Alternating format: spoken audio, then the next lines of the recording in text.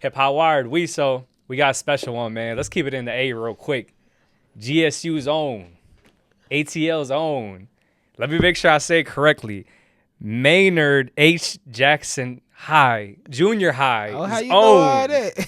DreTL. What's up, man? What's good with you, man? Maynard H. Jackson. Did I say it correctly? Yeah, Maynard Jackson. How was going to school out here, man? Because Uh, I'm not from the area. I'm from the Philly area, so my life was a little bit different. See, I don't really know about Philly or New York or none up north for real. I never been up there. Yeah. I've never been nowhere near. Well, only place I've been that's even closer to up north is Detroit. Yeah, it's a completely different world. Right. So I've been to Detroit, but I don't know. But I mean, going to school here, it's in my head. All these cities like New York, Atlanta, they just be different. I mean, they be the same, but just different weather. So I don't know. But going to school here, it was crazy. It was like a whole bunch of YNs. Oh, everybody doing something, like doing music, doing art, doing photography. Yeah. It's just like a melting pot, like real art type shit. You know, when your city talks about you, they also say GSU's own. Uh-huh. How was it going to GSU? GSU was crazy. It was, honestly, I ain't really know nothing about like campus life until like 3 years in. Like by the time I got to my third year, because my first 2.5, 3 years, I was just straight up going to class, going to work, like leaving campus. I didn't stay on campus, so like I ain't know nothing about it. But then I just got more involved with like different organizations. Like they got this organization called NSEG, and it's like it puts all the campuses best artists just on the same stage. Yeah. So like I started doing stuff like that, and then just doing stuff like talent shows, homecoming performances, and like people. You was winning the talent shows? I was, yeah. I wasn't winning like first place, because you never gonna beat the frat or the sorority. Okay, so you weren't a part of any frat or anything? Nah, like I was just rapping. So like Got you. off bat, if you was on a dancing team or a frat or a sorority, you was gonna win a talent show just because it's voting based. Right. So your dancing team probably got 10, 15 dancers. Right. So all of them Them are telling them people and to their vote. friends And don't and their just one. family. Exactly. Yeah. So you was never going to beat them realistically. But I was always like up near the top, like top 3, top 4 to be able to win something. Just like doing it year after year. Like even before, like I got way, way bigger. Like everyone knew me at Georgia State, Kennesaw, AUC type shit. So when you were at Georgia State, at what point, what year were people starting to pick up steam of what you was doing with the music? Right, it was my junior year for real, because I mean I did the homecoming show. I did the homecoming show at GSU, and I did a talent show. So like at that point, I was already in my head. And this wasn't too long ago either, right? Yeah, it was like 2022.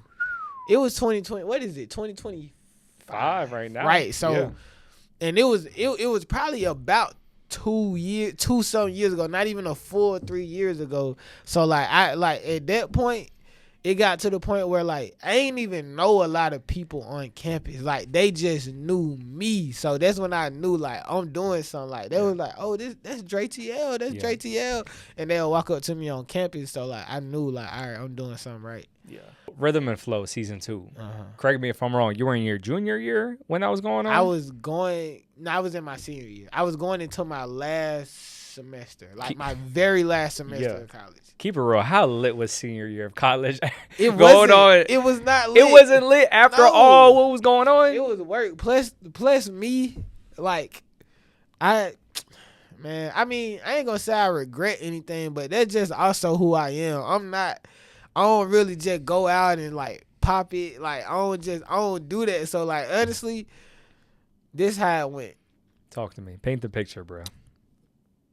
I was coming up into my senior year, and I'm making all these auditions. Like it was several auditions before you even get on the show. It was probably like 4, and it went over the span of months because they went all across the country. Like they didn't cap. They really did, because you will see people and talk to people. They literally from everywhere. And I'm going. It's like it's winter break. and I'm just trying to get ready for the next semester. I don't know what, because they didn't tell you what you auditioning for. It could be one of them scams again. You know, you don't know what you're doing. And it was winter break, and like Christmas was coming up, and I remember telling my aunt was like, you know, do you want anything for Christmas? I'm like, nah, man, like you got so many grandkids, just get them some presents. I don't really need none. And then I got a call to go on Netflix, and I got confirmation of what it was. And I called my auntie back. I was like, you know what? I need some luggage because I'm finna go on Netflix and go shoot this TV show. And so, boom, I'm going into my senior year. And it's really like, okay, I got probably like 12, 14 credits left to complete. And the show is beginning to shoot at the beginning of the semester. So it's just basically going through with my professors trying to. Now, I'm in the school of music, too, so it was cool for the music professors. Yeah. Because I told them I'm doing something music-related, like, it's going to change my life. And they knew me well enough to know that, like, I don't really play. Like, I'm not really trying to So you had some I'm cool about my business. You got lucky, bro, because my senior year, my professors didn't give a damn. I was chasing my dream. I just got lucky because one of my professors had Alzheimer's and forgot that I didn't submit the project, and he just gave me an 100. And here we are. But you got lucky, bro. You're right. Nah, literally. Your professors cared. Literally. And honestly, I say about 70% of my professors cared because I was in the school of music, but I still had to finish some requirements outside of music. So, like, if it was any other type of class that went in the school of music, they didn't care. They like I was like, hey, I'm showing a TV show like on Netflix. It's a music competition, and they probably A, didn't believe me as much. B, don't know how legit this quote unquote show is, and C, like it don't got nothing to do with them. So like I still had to just like I was in the midst of writing essays and papers. Like I remember one class I had to write a 10-page paper. I used ChatGPT. I was just about to ask you. I used ChatGPT. Okay, there you and go. the lady got AI detection though. She don't play, so like she knew what I was doing. I like as far as being on Netflix, and she was just like, I don't care. You gotta get your grade the same way everyone else got to get their grade. So. Like, in case you just don't want to graduate, you gonna write this paper. Like, I'm gonna give you more time, but you gonna write every line like 10 pages. So I ended up doing that. So it was a balance, but it was tough. And then honestly, even when it happened, the only thing that was really lit was the watch party. Like, so we got the Rialto downtown. You know the Rialto right over there. Like, it was packed out. Like. When the show dropped. Yeah, no, I know it was packed. I got people that was trying to get in. Yeah. He couldn't even get in. I saw certain videos of like in the winter, Rhythm and Flow, DreTL, and like the lights came on in the theater, and it was just like, so like that was lit. Like, and I just looked at it the other day, like just going through my phone, like wow, it was hundreds of students. That just popped out, like, and it was soon as it happened, like, soon as it was the day it aired, matter of fact. So that was lit. But other than that, I was staying low key. How long did it take you to come off the high, if you haven't already, when you won? I would say the high isn't what, like the excitement, the disbelief.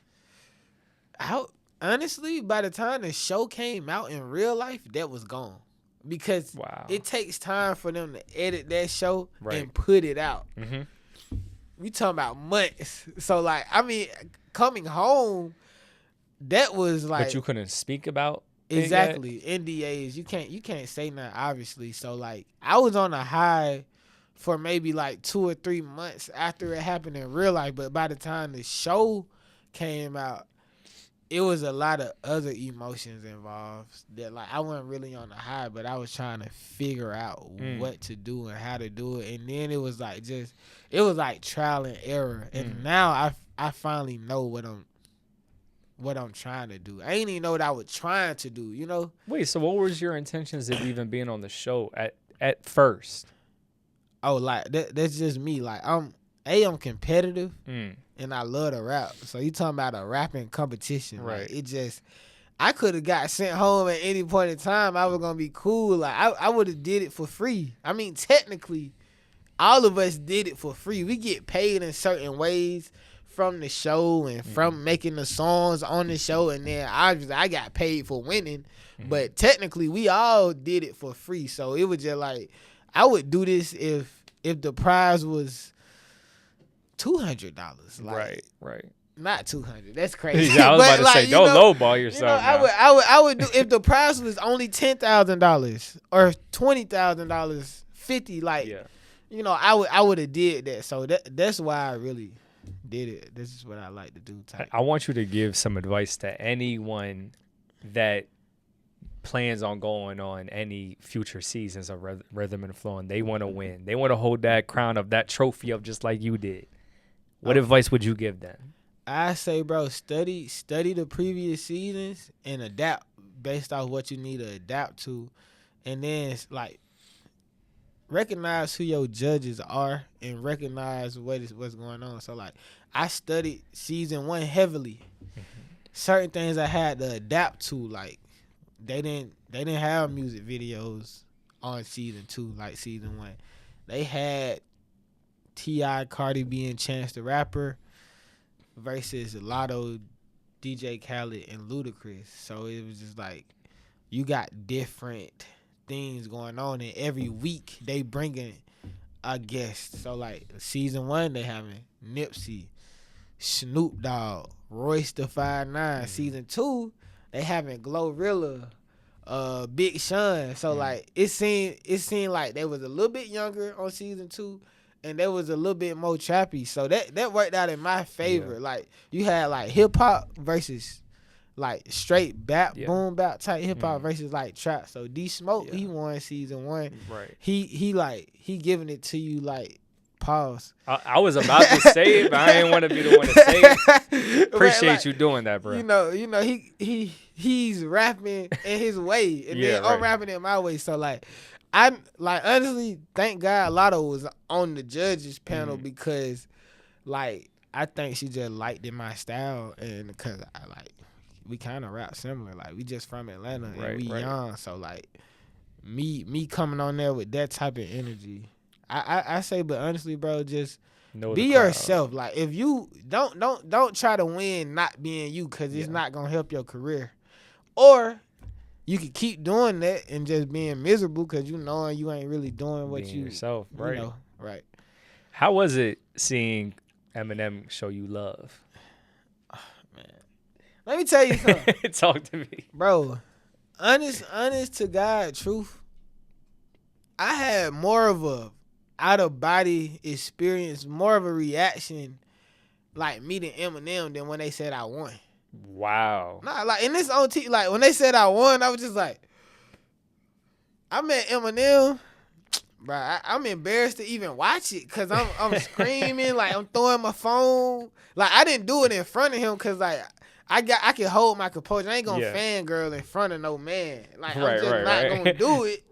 But when he left, I had to just like, cause it was more so like me like unleashing like 20 years of looking at that person like they not real. So like I seen Lotto, Glorilla, you never Ludacris, seen the real Slim Shady. But also it's like I seen them later in life, and I mean they got bigger later in life. So it's like Eminem like one of them people. He like Jay-Z, like Tupac, like Biggie Smalls, like Nas. That's a whole nother. It's like rare when you see them. You not even. They not even, bro. They don't even come outside. They somewhere at the billionaires table. They goats for real. So it's like him is like a figment of your imagination. So meeting him, and then him showing me love. Also, that just being my favorite rapper, like that you can't really duplicate that. Like I can't. Like if I ever meet him again, I won't do it again. But that first time like meeting Michael Jordan or Tom Brady, because that's how good he is in his field. Yeah. Like in people who your top 5. 9 times out of 10, you probably gonna say Eminem. Like out of all time, that's him. So it was different. So outside of the show, talk to me about the music. Uh-huh. What are you working on? What's next? What do you have out? So I just dropped my album, Even When I Win. That's what it's titled. Congratulations on that. Appreciate you. And I dropped the EP like 1 month before called 717. It was basically promoting the album.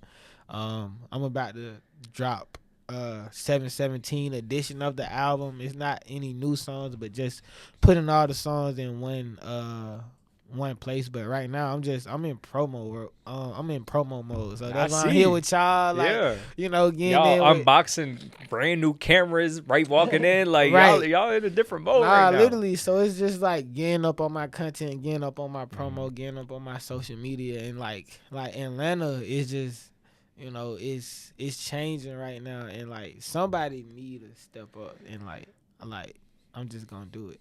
So, as you should, bro. Yeah. Anything else you want to let the people know before we dip out?